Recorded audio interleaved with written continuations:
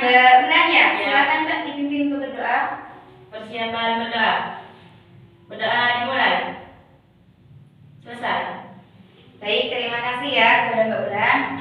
Di sini Ibu sebelum memulai pelajaran akan menjelaskan indikator pada pembelajaran kali ini, yaitu menjelaskan, mengelompokkan, mengidentifikasi peran dari alga, dan tujuannya itu siswa nanti dapat menjelaskan, mengelompokkan, juga mengidentifikasi ciri-ciri pelatihan milik alga. Dalam pembelajaran kali ini Ibu menggunakan pembelajaran PBL. Nah, sebelum masuk pada materi, Ibu mau tanya, siapa di sini yang pernah makan agar-agar? Saya Bu. Saya tahu nggak agar-agar itu terbuat dari apa? Rumput laut. Ya. Nah, benar. Nah, kita masuk pada alga.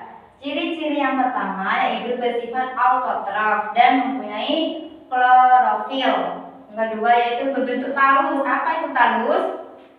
Yaitu tidak dapat dibedakan antara Batang.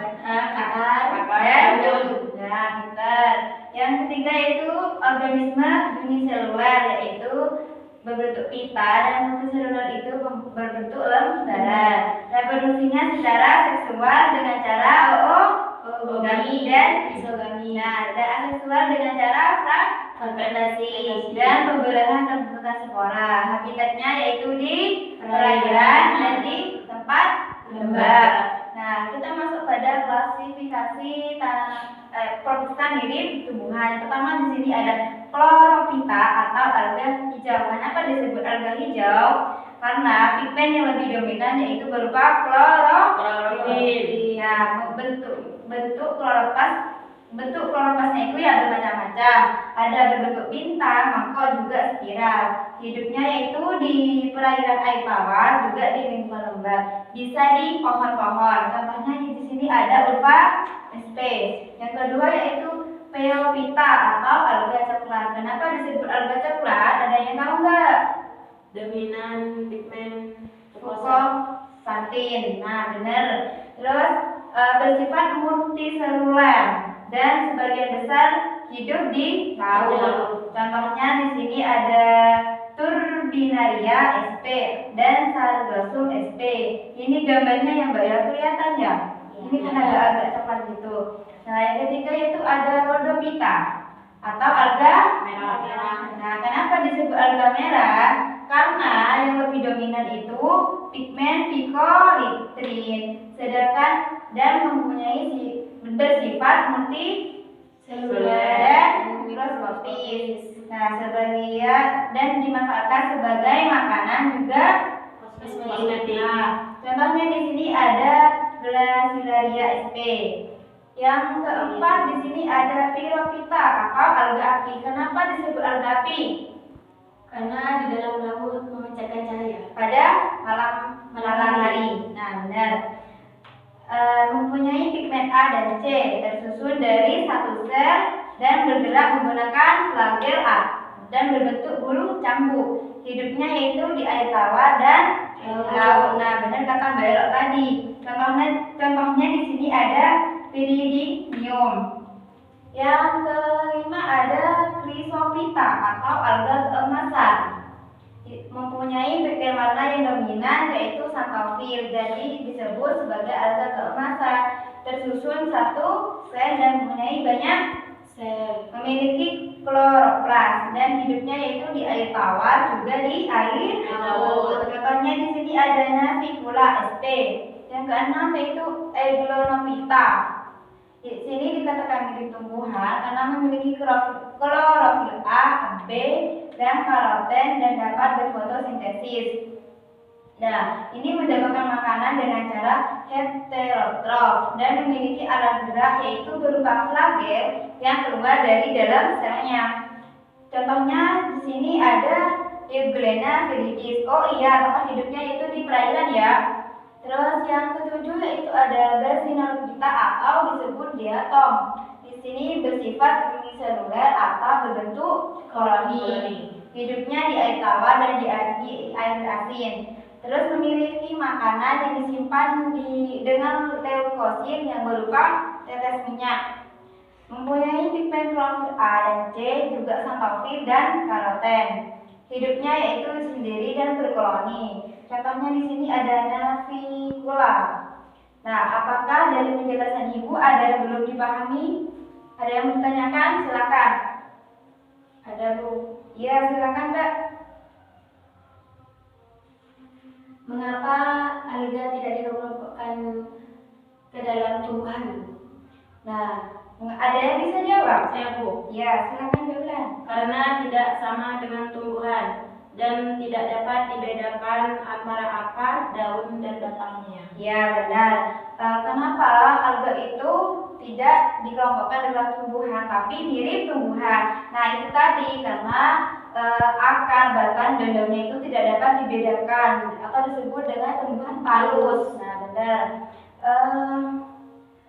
Di sini Ibu akan bentuk menjadi dua kelompok ya.